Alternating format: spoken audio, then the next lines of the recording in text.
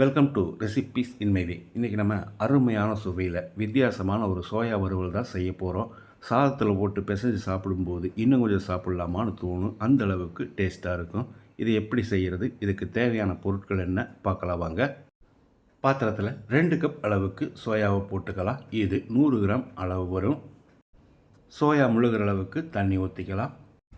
இதில் பாதி எலுமிச்சம்பழத்தோட சாறை புழிஞ்சு விட்டுடலாம். எலுமிச்சம்பழ சாறு புழிஞ்சு விட்டு நல்லா அலசும் போது அந்த சோயாவில் இருக்கிற வாசம் கம்மியாயிரும். ஒரு 30-40 செகண்ட் இந்த மாதிரி பிசைஞ்ச மாதிரி கழுவி விடணும். இப்போ பார்த்தீங்கன்னா எந்த அளவுக்கு தண்ணி இருக்குன்னு பாருங்கள். இதையே மறுபடியும் நம்ம நல்லா அலசிட்டு எடுத்து வச்சுருக்கேன். பாருங்கள் இது எப்படி இருக்குன்னு. 2 டீஸ்பூன் உப்பு போட்டு தண்ணி கொதிக்க வச்சுருக்கேன். இதை ஒரு 10 நிமிஷம் கொதிக்கட்டும்.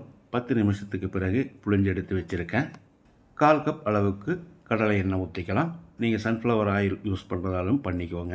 1/2 டீஸ்பூன் கடுகு, 15 வரமிளகாயை கிள்ளி அதில் இருக்கிற விதையெல்லாம் சுத்தமாக எடுத்துகிட்டு வச்சுருக்கேன். இதை போட்டுக்கலாம்.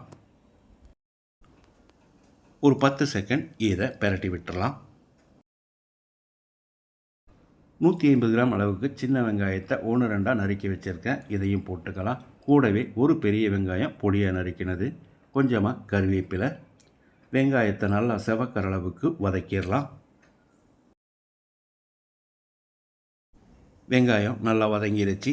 1 டேபிள் ஸ்பூன் அளவுக்கு இஞ்சி பூண்டு விழுது சேர்த்து பச்சை வாசனை போகிற அளவுக்கு வதக்கி விட்டுடலாம்.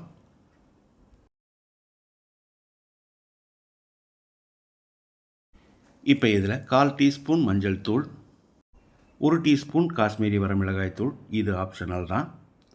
2 டீஸ்பூன் சிக்கன் மசாலா, நீங்கள் உபயோகிக்கிற எந்த பிராண்டாக இருந்தாலும் சரி.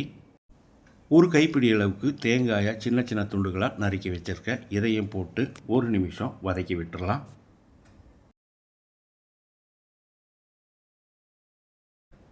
இப்போ இதில் 2 டீஸ்பூன் அளவுக்கு உப்பு சேர்த்துக்கலாம்.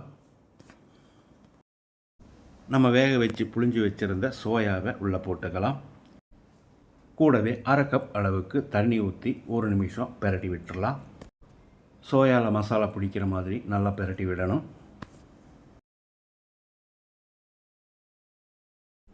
ஒரு மூடி தேங்காயில் 1/2 கப் அளவுக்கு பால் எடுத்து வச்சுருக்கேன். இதை ஊற்றிக்கலாம்.